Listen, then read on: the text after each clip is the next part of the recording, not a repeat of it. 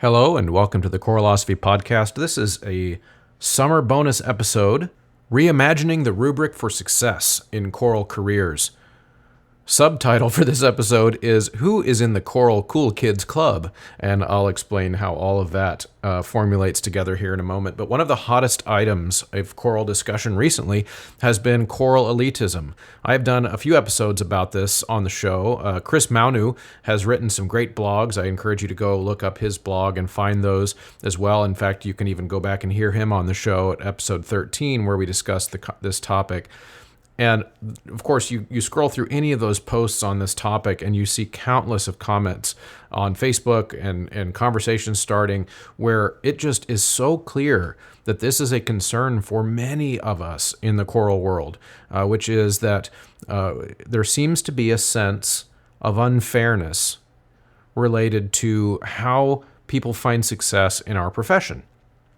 Because ultimately that is what is at the root, in my opinion, of a sense that choral music is elitist or choral music is backwards in its hierarchical structure or whatever it is, right? So the Cool Kids Club is something that I would like to use just as a goofy way to refer to this in this little episode. But when I'm talking about the Cool Kids Club, I'm talking about the people who are at the top of the success hierarchy in our profession. So these are going to be the people who their names are always on the convention roster as invited guests, as keynote speakers. We're talking about all of the people who are presenting all over the country. And first of all, there's nothing wrong with that.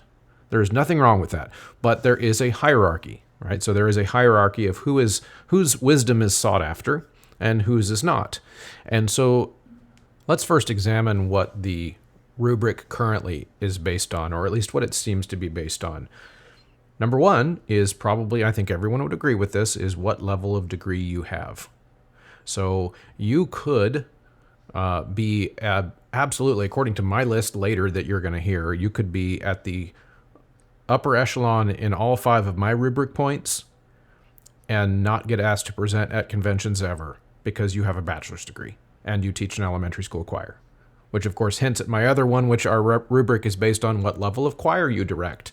So of course, the upper level is you've got your doctorate and you lead a pro choir. Okay. But of course, it's got to be one of the really well-known ones. And then maybe doctorate, you lead a collegiate choir. Okay. Then of course, there's the people with doctorates who do other types of work in the choral world, right? So if you've got that doctorate, regardless of what the other rubric points look like for you, you are at the upper echelon. Okay. Now, of course, we all know this. We talk about this in private. Oftentimes, we don't like to complain about it online because it looks petty. Well, I'm just going to be blunt about it. I think that's a major problem because there are so many aspects to music making that I'm just going to be blunt here again and say they do not occur in the academic setting. The highest achievement things in the world, going outside the music world here for a second, but they don't happen in class. They happen out in the real world.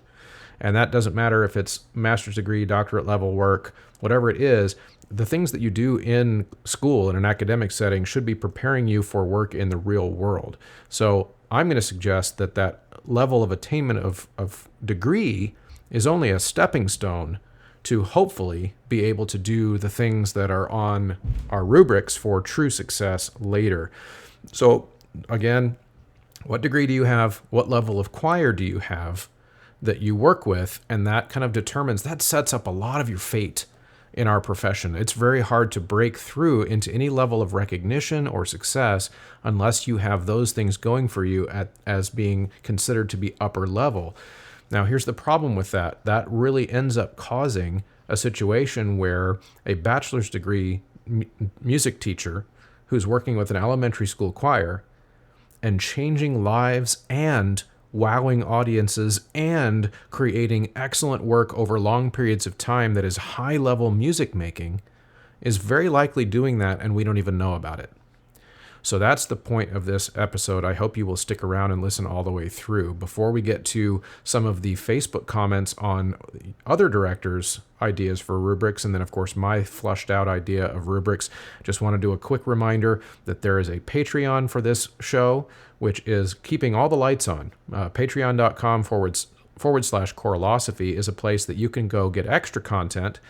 You can find out who's coming on the show in August, my blockbuster guests. Oh my goodness, you guys have no idea. It's going to be so exciting for my next 3 or 4 guests really coming on. But those folks over there at Patreon are going to have me jump on as soon as I'm done recording this, and I'm going to be typing in some exciting things over there. But Patreon subscribers will get to see that. They also get to listen to the private podcast and any other materials, classroom materials that I post over there. So stick around. You're going to enjoy this little chat.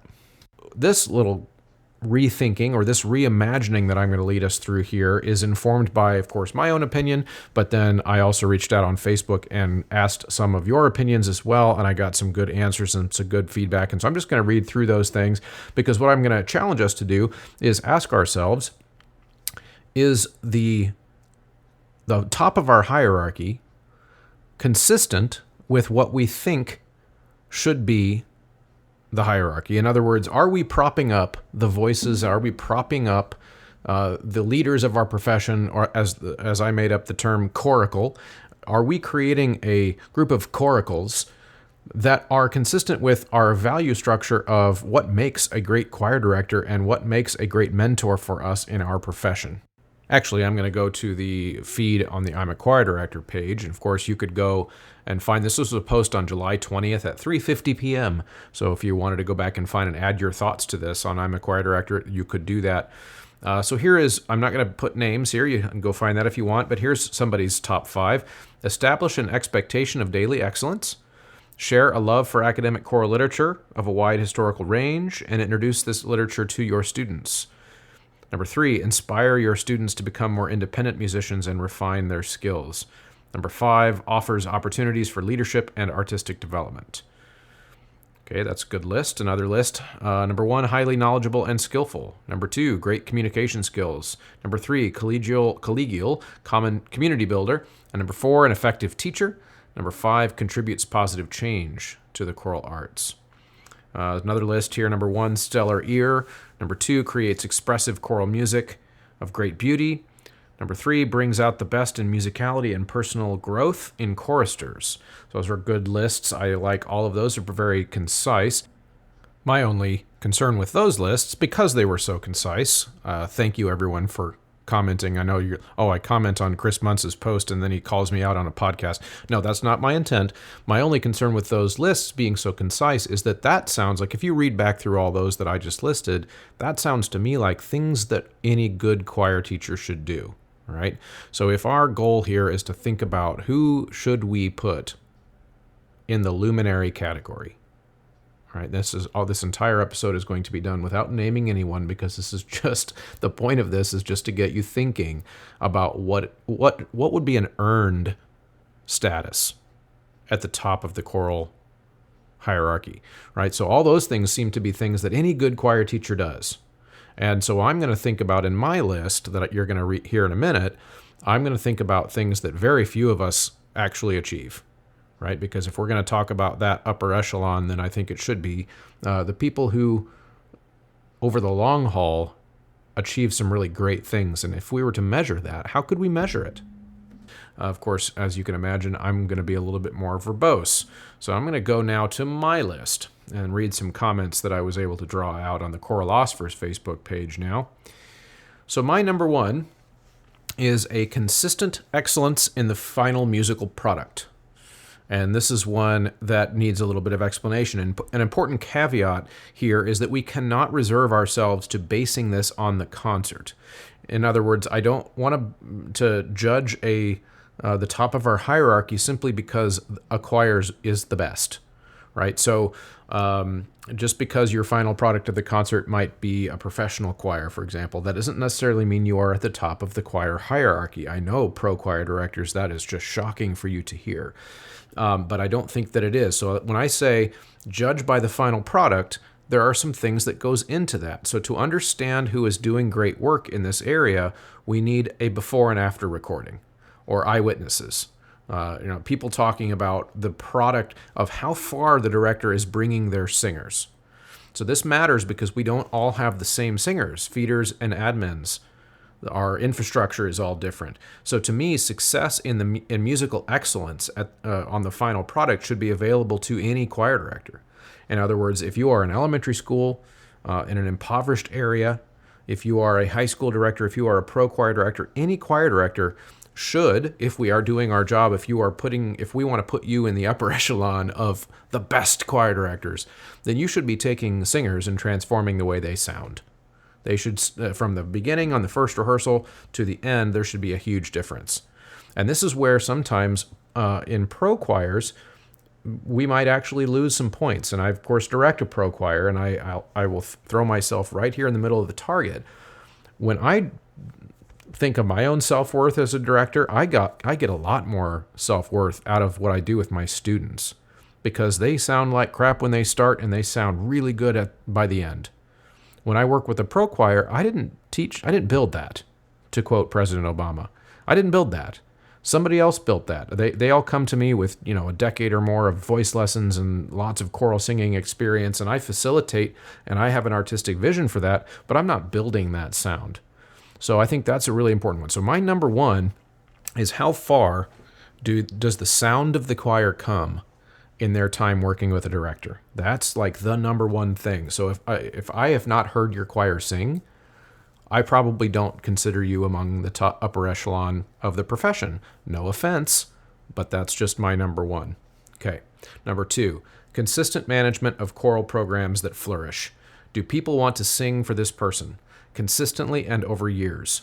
To me, this says volumes about what is going on in that rehearsal space. And I know something is being done masterfully. And then there was a comment below that I thought was really insightful. Sometimes people do want to keep singing for a director, even though the director is not fostering a great environment. It's just that the music is so good that they want to keep coming back.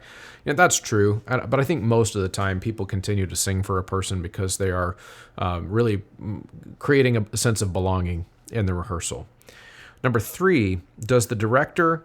Oh, I'm going to go back to number two real quick. There was a key word in there, a key phrase, over many years. So again, if we're talking about the level of the coracle on the Mount Delphi, I'm just going to keep leaning on that pun, then I think you need to be not like maybe a beginning choir director. Right? That's not where our upper echelon should be, because experience matters. And so I want to see, kind of like in talks about who the greatest basketball player is of all time, if you've won one title versus if you've done it 8 or 9 times. This is something that we want to see consistent over time. Number three, does the director have a track record of better and better music making? So this kind of goes along that same idea of a track record over time.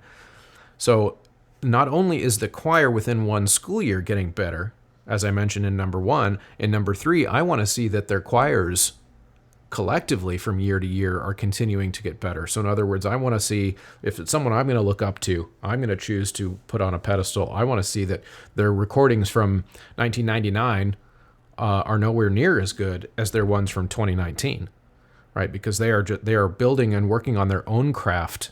They're not just going to conventions to present on how other people can be better, but they are working on their own craft to get better and better.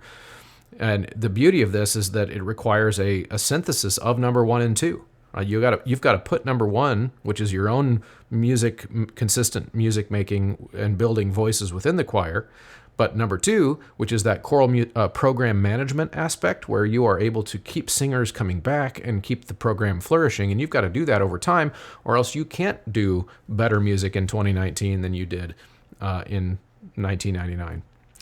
Okay, at number four, is the director an innovator in one or more areas of their teaching practice? Are they dreaming up, implementing, and perfecting new ways to deliver the choral art form and all of its nuts and bolts to new generations of singers? So examples, new ways to develop literacy, vocal pedagogy, innovative programming, etc. So are they rehashing other people's ways of doing, or are they creating their own? And number 5 is the director contributing to the body of scholarship. This could take the form of research within academia, but it doesn't have to.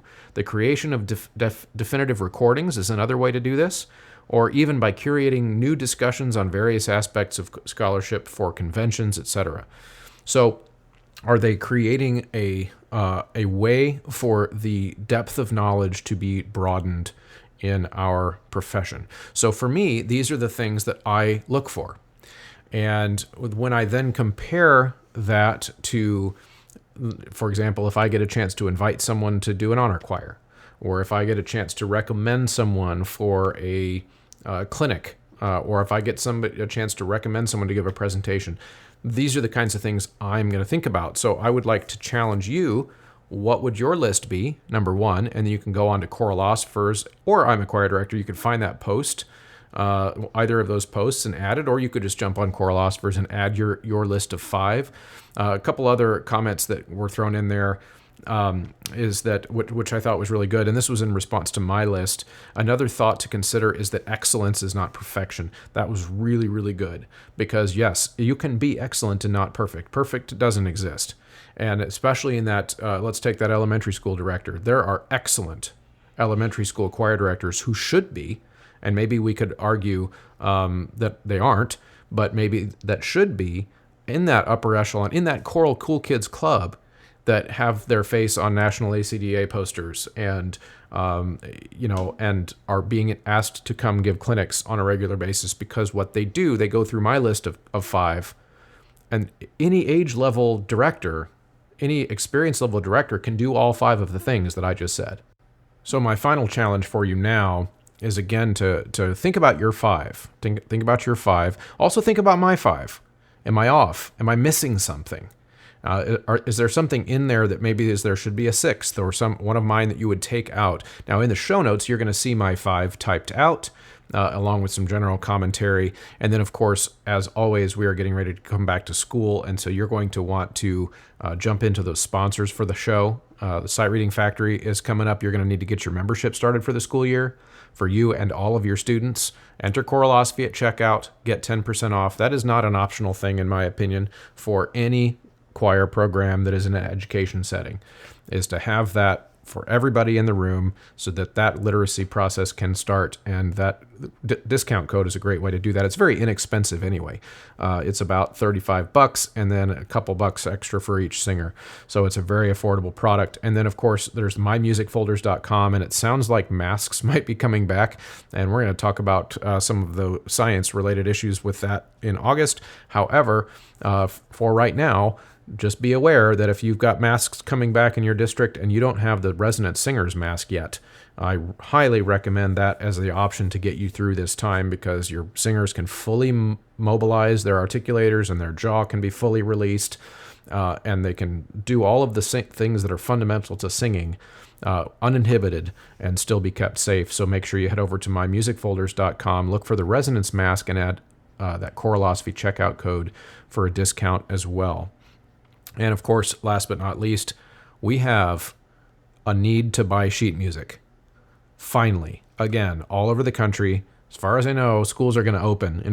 Whether masked or unmasked, schools are going to be open in almost every place, which means we need to get our choir singing again. That means buying sheet music from graphitepublishing.com and ryanmain.com. Those are 2 fantastic online independent vendors that you can get the PDF right away. You can have the music in kids' hands tomorrow, and they have an excellent, excellent library there of fantastic music. It is not that we have to kind of get over the bias of the traditional publishers.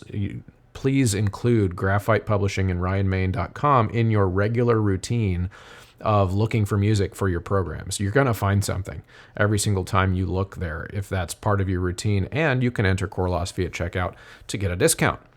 Thanks a lot, everybody. Keep on listening, and I will be back soon with some full-length episodes with some amazing guests coming up in August.